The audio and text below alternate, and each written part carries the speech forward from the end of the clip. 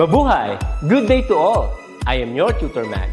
Welcome to ETUlay, a free online tutorial, an initiative of the Department of Education, Information and Communications Technology Service, Educational Technology Unit, ICTS EdTech. This program is aimed at helping and assisting learners from kindergarten, senior high school, ALS, Alive, and SPED learners. Aside from answering the modules, the ETUlay is offering programs which you will surely look forward to. Together with our parents and teachers, the ETUlay will bridge the gap where difficulty and ease meet in learning new knowledge and skills. So, let us prepare our modules, pen and paper. Ready your mind to see and hear worthwhile and interesting lessons. Let us now study and learn, together with our volunteer online tutors. Tara na!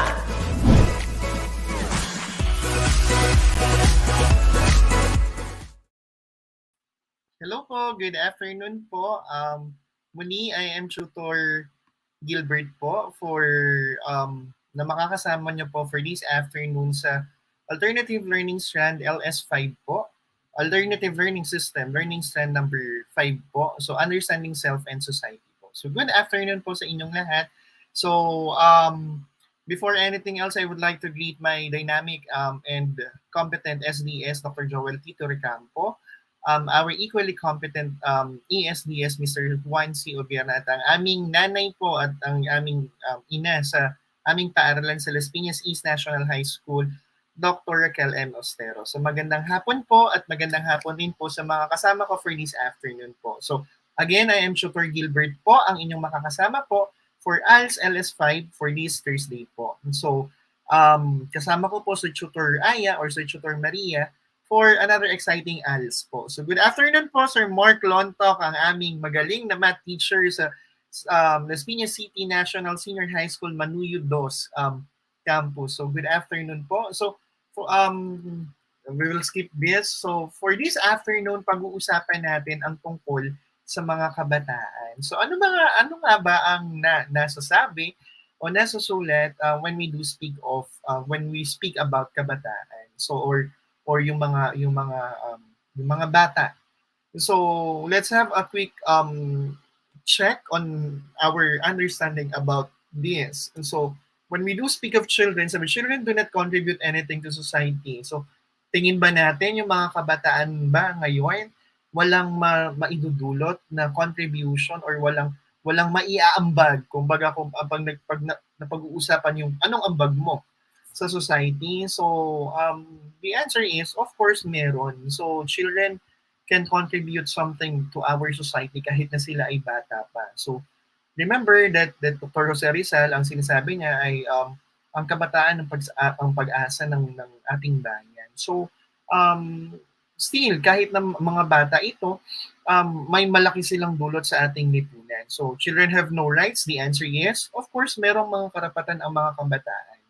So number 3, the kind of environment where the child grows up has an effect on his or her development. Meron bang epekto yung environment na kinalakihan niya doon sa kung paano siya kumilos? So the answer is yes, meron. So malaki ang influence ng environment na kanyang kinalakihan. So good afternoon, Ma'am Rina Failana. So good afternoon po. So number 4, a child has no worth to the nation until he or she becomes an adult. The answer is, meron siyang worth na kahit na hindi pa siya matanda ay may silbi at may saysay ang mga kabataan. And number 5, other social institutions such as school, church, and community should prepare the child for adult responsibilities. The answer is yes. So of course, the social institution somewhat mold yung children of today doon sa kind of responsibilities as well as an outlook kung ano siya paglaki and even kung ano siya paglabas ng kanilang tahanan. So for this afternoon, bakit patungkol lahat sa bata? Because we will speak about children's rights. Ano yung ito ay tumutugon sa mga karapatang taglay-taglay ng mga kabataan. So ano nga ba yung mga karapatang taglay ng mga kabataan? Good afternoon po from TVNHS, Technical Vocational National High School. Hindi ko po alam kung ano po yung VNHS. So good afternoon po, Ma'am Charlene Deriquito. So, ayun po. So, yun po yung pag-uusapan natin for this um, afternoon. So, our learning objectives, one, explain the different rights of the children. Number two, discuss the responsibilities of children. And number three, explain the roles of different social institutions in the development of the child. So, medyo bibilisan lang natin ng konti. So, ayun. So, according to the United Nations Convention of the Rights of the Children or UN, CRC, ano yung sinasabi? Pag sinabi nating bata or child, it refers to child means every human being below the age of 18 years. So, ibig sabihin, kung below 18 years of age ka pa, anong meron? Bata ka pa. So, unless under the law applicable to the child, majority is attained earlier. So, unless it is prescribed in a particular um, country, so based on their constitution, that the age of the majority is lower than 18. So basically, kung walang nakaset na ganon, ano yung sinusunod natin based on the United Nations Convention of the rights of the children or of the on the rights of the children, 18 years of age. Kung ikaw ay below 18 years of age, then therefore you will be considered as a child.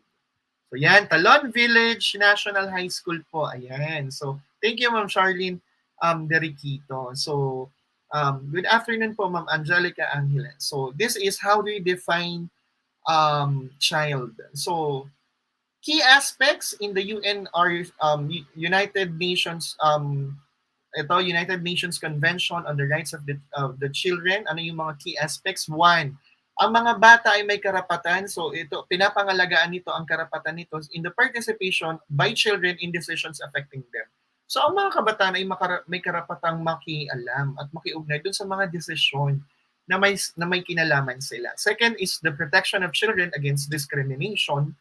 The third, prevention of harm to children. And fourth, provision of children's basic needs. So ibig sabihin, these are the key aspects prescribed in the United Nations Convention on the Rights of the Child. So, or the rights of the children. So when we do speak, ito yung apat na makikita natin. So ano-ano ba yung mga karapatang taglay-taglay ng mga kabataan? So when we speak about rights of a child. So one, of course, lahat ng kabataan, every child has the right to be born well. So lahat ng bata ay may karapatang ipanganak ng maayos. So kahit, di ba, from misconception to birth, so ibig sabihin may karapatan na ito na ipanganak ng maayos. So that is why anong meron, di ba, minsan pag nakakarinig tayo ng mga balita sa TV na may mga sanggol na iniwan, parang kapapanganak pa lang na sanggol. Of course, yung mga cases na mga ganon is still protected under the Philippine Constitution and in accordance with this convention po. So every child has the right to be born well. So pangalawa, every child has the right to a wholesome family life. So ibig sabihin, karapatan ng mga bata or ng bata or ng mga bata na magkaroon ng maayos na pamilya na siyang tutugon at aagapay sa kanyang paglaki. So that's one. So every child has the right to a wholesome family life. So that is why dinidetermine na kung if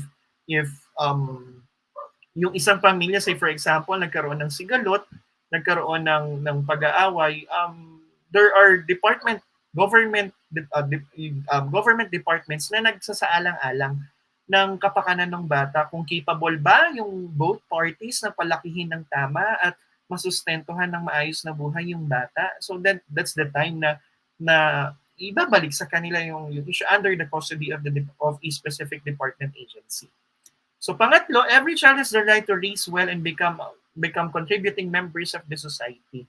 So lahat ng mga kabataan ay may karapatang mapalaki ng maayos at magkaroon or maging isang miyembro ng lipunan na kung saan siya ay may tungkuling ginagampanan. That is why, anong meron, karapatan ng mga mag-aaral sa mga paaralan, tinuturo na ang civic, di ba, ang civics, na kung saan ang mga bata ay tinuturuan na makilahok sa iba't ibang mga programa at mga gawain patungkol sa lipunan kanyang ginagalawan. So dahil ito ay karapatan ng kabataan at ng mga bata na sila ay palakihin at maging isang kapaki-pakinabang na miyembro ng kanyang lipunang ginagalawan at ng bansa. na kanyang, kumbaga, ginagalawan.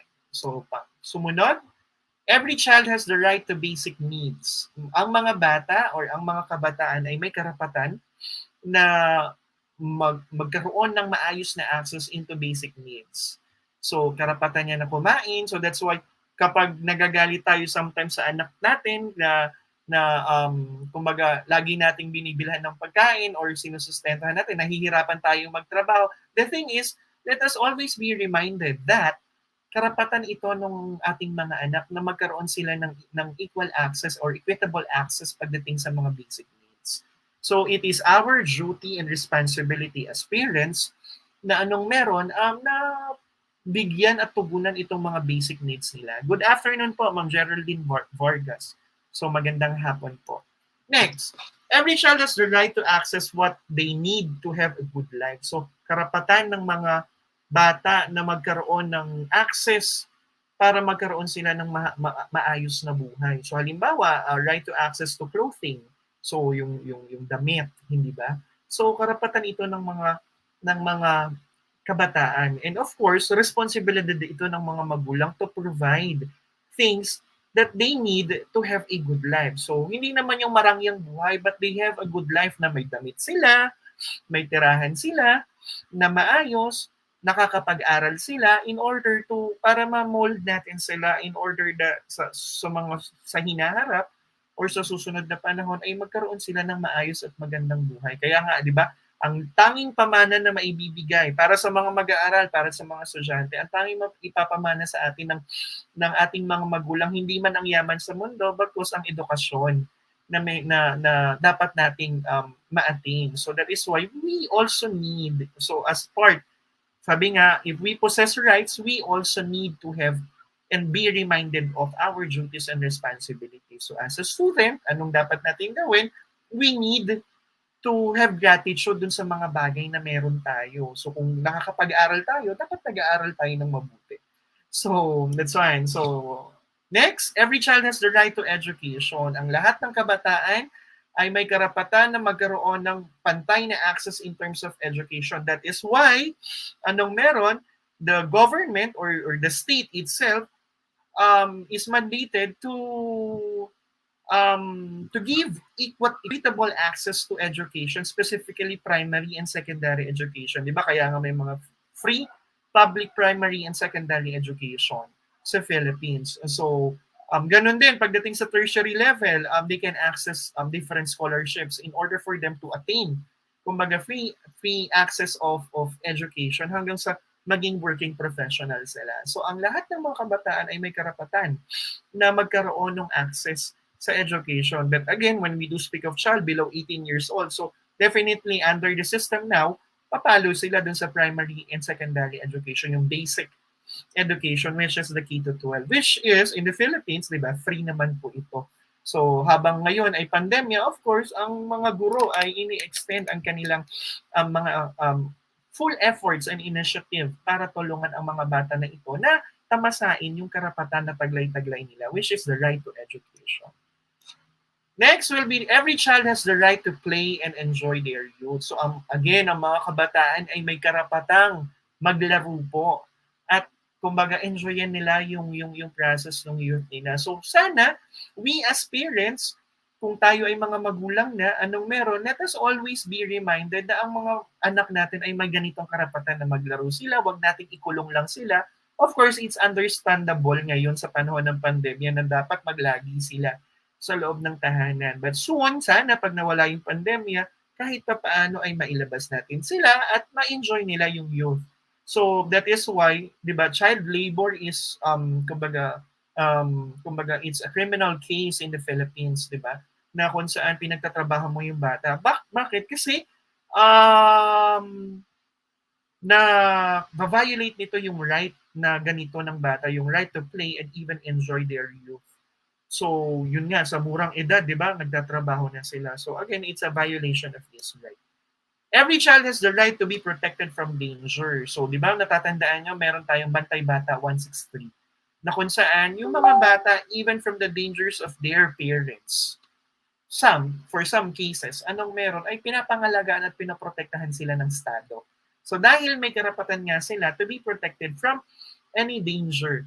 So next will be, every child has the right to live in a productive environment. So ang mga kabataan ay may karapatan na mabuhay doon sa isang produktibong kapaligiran. So productive environment. So like school is a productive environment. So right to education and even this one, right to live in a productive environment, ay ilan sa mga karapatan ng mga kabataan. And next, every child has the right to receive protection and assistance from the government. So kagaya nga ng sinabi ko, there are different agencies that can offer help and assistance, protection and assistance from saan sa mga sa mula sa ating pamahalaan. So when we do speak of this right, thus yung susunod is every child has the right to good governance. So ibig sabihin kahit bata sila, ang mga kabataan ay may karapatan pa rin na magkaroon ng maayos na gobyerno. So good governance. So hindi lang ang gobyerno ay para sa mga 18 years and above. Ang ating pamahalaan ng ating gobyerno ay para rin sa mga kabataang katulad nila. So of course, most of the policies na makikreate ng good government or nagkakaroon ng good governance ay maapektuhan din ang mga kabataan. So, and last one will be every child has the right to freedom and peace. So, ang mga kabataan ay may karapatan din po na magtamasa ng kalayaan at of course, kapayapaan. Huwag natin masyadong ini-stress. So, halimbawa, yung mga anak natin o yung mga estudyante, anong meron? Medyo stress na sila about modules, working modules, worksheets, and even different academic tasks. Di ba? The DepEd mandated already na anong meron? Sana magkaroon ng academic ease. Hindi ba? That is why us teachers, we are really, kumbaga, we give our full understanding sa mga estudyante. So as much as possible, we tend to guide them, we tend to understand them kung ano man yung pinagdadaanan nila in working their own modules po. So dahil nga may karapatang taglay-taglay yung mga kabataan. So tingin nga natin medyo mabilis pero subukan nga natin, let's see what we've learned. So I have pictures here. Tingnan nyo nga kung ano yung naaalala nyo mga karapatang taglay ng bata. You can type in. So this one, ano kaya yung nire-represent? Right to what? Medyo mabilis lang. So kasi may kailangan tayong habulin ng mga na lesson. So this one, yan. So when we do speak of this picture, it's right to, ayan, see, it's right to proper birth or yung right to be born well. Di ba? So this one. So, ang mga kabataan ay may karapatan na ipanganak ng maayos. Diba? Right to proper birth or right to be born well. So, how about this one? Picture. Ayan, yung nagbabasa. Yung bata. Ano kaya ito? Right to what? Kapag makakita ka nung batang nagbabasa, nung libro, nung ABC, right to?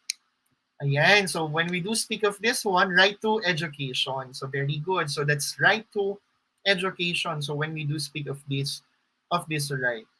Next, this one. Ayan, may pagkain. yung may pagkain. Ano po kaya yan?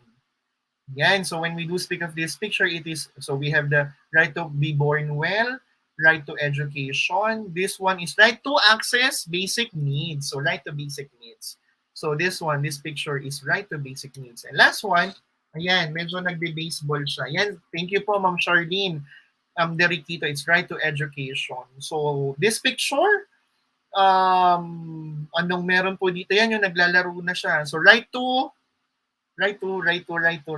play. So, very good po. So, ito po, right to play po. Yan, right to food, sabi ni Ma'am Charlene kanina dun sa unang picture. Very good po. So, this one is right to play. So, our next lesson, medyo bilisan lang natin ng konti. Our next lesson, sabi nga ni Spidey, ni Spider-Man, si Voltaire talaga ang nagsabi nito, isang philosopher, na with great power comes with great responsibility. So kung may karapatang taglay-taglay ang mga bata, meron din itong mga responsibilidad. So may mga responsibilidad itong nakaatang sa kanila at dapat nilang gawin. So ano-ano nga ba yung mga responsibilidad ng mga bata? Of course, that's one. Yan. Thank you po, Ma'am Geraldine Vargas, right to play. So yung kanina. So respect his or her elders, customs, traditions, laws of his or her country. So bilang mga bata, so responsibilidad natin gumalang sa mas nakakatanda sa atin. It is embedded in our Philippine culture. Nare-respetuhin natin yung nakakatanda sa atin. We say po and opo, magmamano tayo. We do not speak when elders are speaking, and we abide with the customs and traditions of and our laws ng ating bansa. So we need to become good abiding citizen po. So when we do speak of this. Second, to participate actively in civic affairs. So kahit bata tayo, nakikilahok tayo. So nakikilahok tayo sa iba't ibang mga gawaing pansibiko. So when we do speak of this one. So next, help in promoting cooperation among nations for world peace and prosperity. So kahit bata tayo, we can help we can initiate or promote cooperation among nations for world peace and prosperity. So halimbawa, an example nito, si Greta Thunberg, na kung saan isa itong grade schooler na nagsusulong ng sustainable development. And of course, Uniting Nations na protektahan yung ating environment. So isa siyang grade schooler, grade 6 student. Of course, lumaki na siya ngayon. So number 4, develop his or her potential for service by the nation by getting an education. So of course, we need to be of great service to our nation. So soon, paglaki natin, di ba? So habang bata tayo, we need to develop our full potential. So that's why kung ano man yung opportunities at karapatan na ibinagkakaloob ng Estado sa atin, anong meron, we need to fully maximize it. And paglaki natin, anong meron, we need to be of great service when we do speak of this one. So ano-ano po yung mga role ng society in the development of child? So ibig sabihin, aside from the responsibilities, there are different social institutions like family, like community, like the school, na may mga gampanin na dapat ituro doon sa pagpapalaki sa mga bata. So for family, sa pamilya, ano yung gampanin na ginagampanan niya or na dapat niyang gawin for the development of the child? One, syempre dapat the family should provide affection, companionship, and understanding. So, di ba, nowadays, isa sa mga pangunahing kumbaga, trend or nangyayari sa mga kabataan, mas close sila sa mga kaibigan nila. And again, this is a soft reminder to all parents na anong meron, that family should be the first one to provide affection, companionship, and understanding. So, sikapin nating maging open sa atin yung mga anak natin. So, di ba, minsan nagagalit tayo pag mababa yung grades nila, pero nakakalimutan nating tanong, bakit mababa? 'Di ba? Laging ang tanong, anong naging dahilan bakit ito naging mababa? So lagi nating tinitignan yung numerical value. But again, as family, we need first to initiate level of understanding to our children. Yan, sabi ni Ma'am Roma, family is love. Yes, tama po. That we need to provide affection, companionship, and even understanding sa ating mga anak. So, tayo ang dapat unang uunawa sa kanila. So, kung nahihirapan sila, may mababa silang grades, definitely nahihirapan sila doon. So, we need to extend our line of help to them. Hindi sa kaibigan sila hihingi ng tulong, di ba? Mas secretive na nga sila sa atin as compared sa kanila, di ba? Mas open sila sa kanilang mga kaibigan. Yan, sabi ni Ma'am Roma, dapat magkaroon ng open communication. Very good. So, second, we provide support and moral guidance. Whatever yung undertaking ng mga bata, we need to provide support and moral guidance sa ating mga anak. At tayo rin ng tuturo ng tama at ng mali. Of course, yung mali, ipapaalam natin sa kanila. So, supervise the activities and recreation of their children. So, hindi lang tayo puro sa aral. So, sana we set up time for the recreation to sabi nga, to facilitate bond sa ating mga anak. So when we do speak of family, encourage children to participate in civic affairs, 'di ba? So more than the school, more than the other social institution, ang family ang unang nag-i-initiate to participate in the civic affairs. So sometimes yung family, may mga family na actively engaged in tree planting activities. That is civic affairs intended for sustainable development. So family ang dapat nag-i-initiate nito, and of course always set a good example. So maging mabuti nawa tayong ehemplo. So be the kind of person that you wanted to be emulate by your children. So when we do speak of family, ito yung mga gampanin. Second, yung school.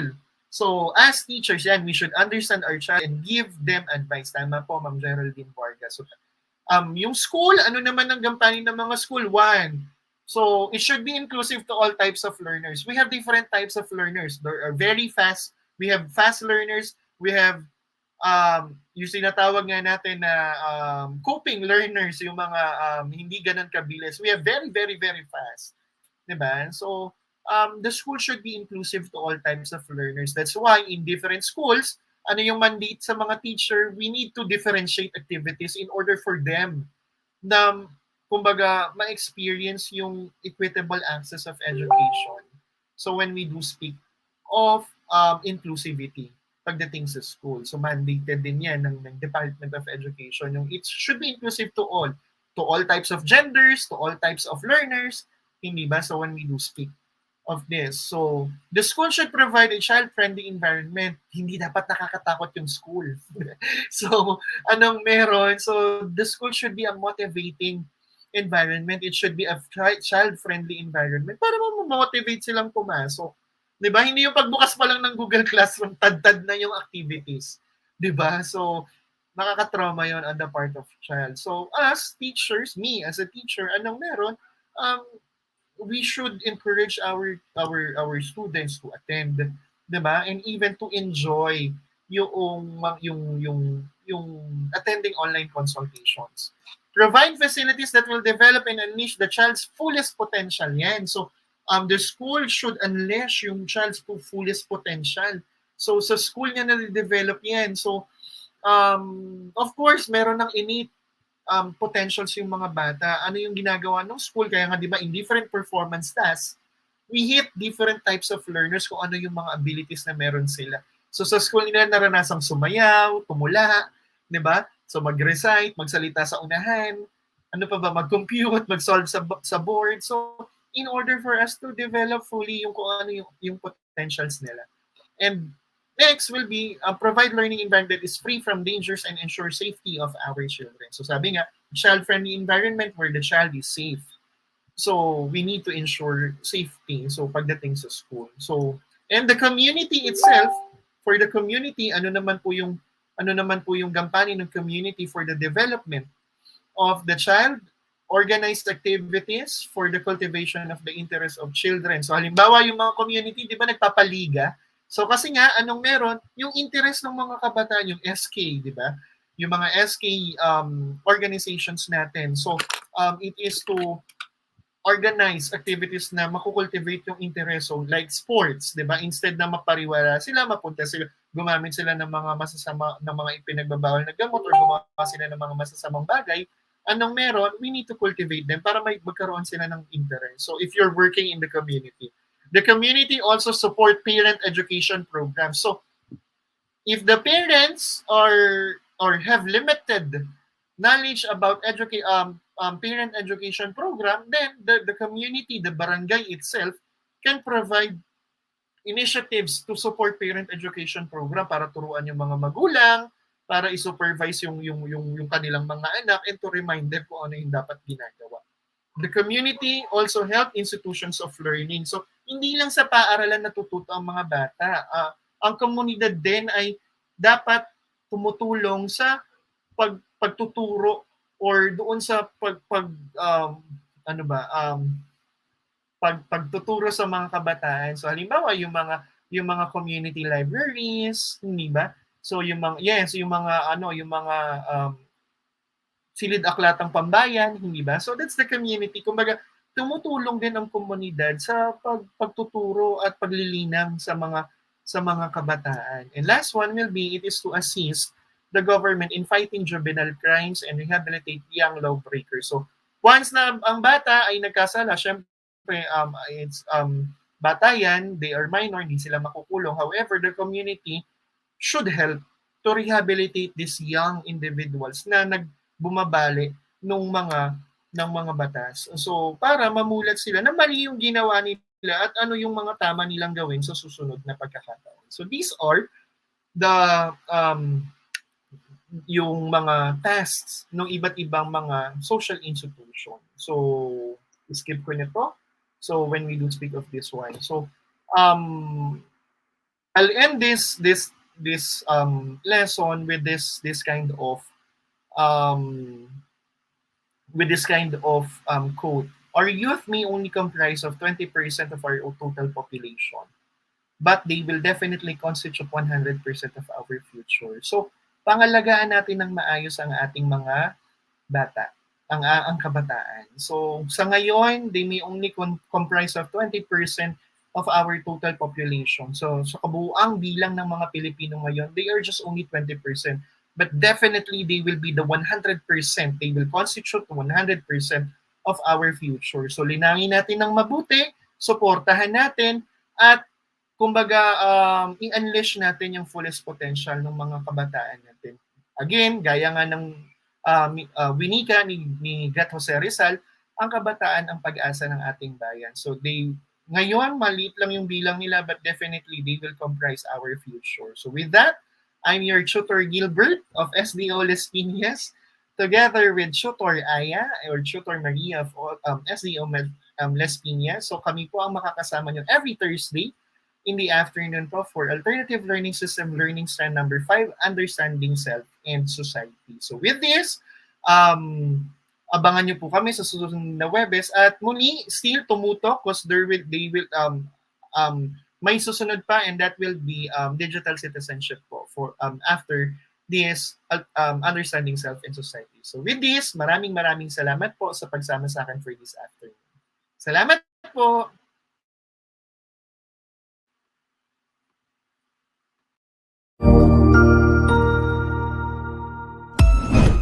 Ang husay naman! Natapos mo ang iyong tutorial session kasama ang iyong mahusay na ETUlay tutor. May bago ka bang natutuhan? I-share na yan gamit ang hashtag #ETUlayLevelUp. Huwag aalis ha, dahil may susunod pang programa na pwede mo ring panoorin at salihan. Dahil naghihintay na ang iyong mga tutors. Happy learning dito sa ETUlay!